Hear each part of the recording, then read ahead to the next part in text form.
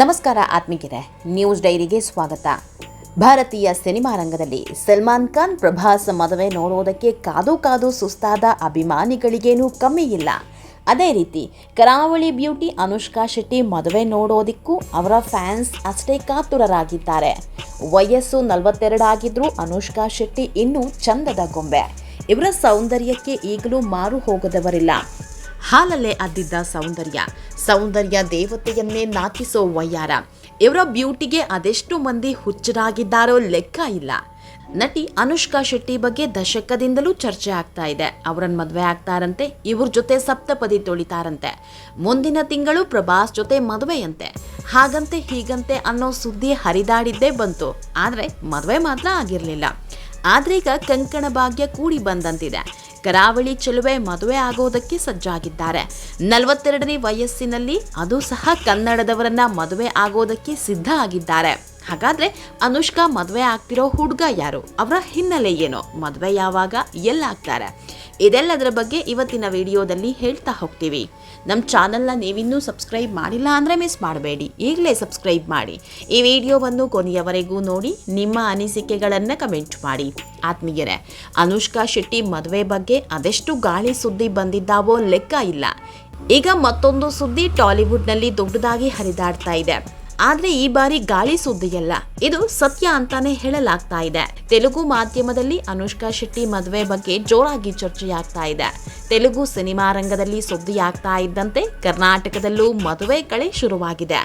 ಅನುಷ್ಕಾ ಶೆಟ್ಟಿ ಮದುವೆ ಆಗೋದಿಕ್ಕೂ ಕರ್ನಾಟಕದಲ್ಲಿ ಮದುವೆ ಕಳೆ ಶುರುವಾಗೋದಿಕ್ಕೂ ಏನ್ ಸಂಬಂಧ ಅನ್ಬೇಡಿ, ಸಂಬಂಧ ಇದೆ. ಯಾಕಂದ್ರೆ ಅನುಷ್ಕಾ ಮದುವೆ ಆಗ್ತಿರೋದು ಅಪ್ಪಟ ಕನ್ನಡಿಗನನ್ನ.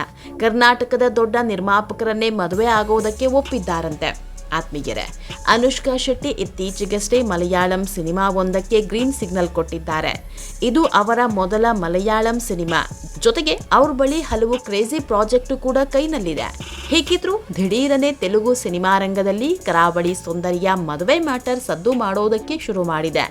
ಅನುಷ್ಕಾ ಶೆಟ್ಟಿ ಕನ್ನಡದವರೇ ಆಗಿದ್ದರೂ ತೆಲುಗು ಸಿನಿಮಾಗಳಿಂದ ವೃತ್ತಿ ಬದುಕನ್ನ ಆರಂಭಿಸಿದವರು.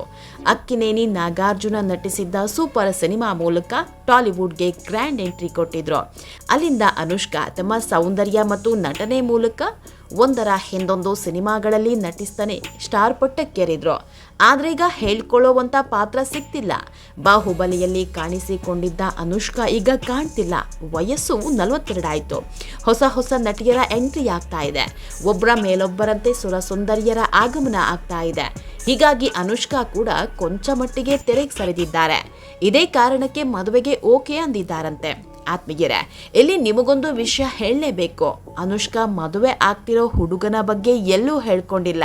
ಎಲ್ಲವನ್ನ ಗುಟ್ಟಾಗೆ ಮಾಡ್ತಾ ಇದ್ದಾರೆ. ಈಗಾಗಲೇ ಗಂಡು ಹೆಣ್ಣಿನ ಕಡೆಯವರು ಒಂದು ಸುತ್ತಿನ ಮಾತುಕತೆ ಮುಗಿಸಿದ್ದಾರಂತೆ. ಎರಡೂ ಕುಟುಂಬಕ್ಕೂ ಸಂಬಂಧ ಇಷ್ಟ ಆಗಿದೆಯಂತೆ. ಇನ್ನೇನಿದ್ರು ಅಧಿಕೃತವಾಗಿ ತಾಂಬೂಲ ಬದಲಿಸಿಕೊಳ್ಳೋದು ಮಾತ್ರ ಬಾಕಿ ಇದೆ ಅನ್ನೋ ಮಾತು ಕೇಳಿ ಬರ್ತಾ ಇದೆ.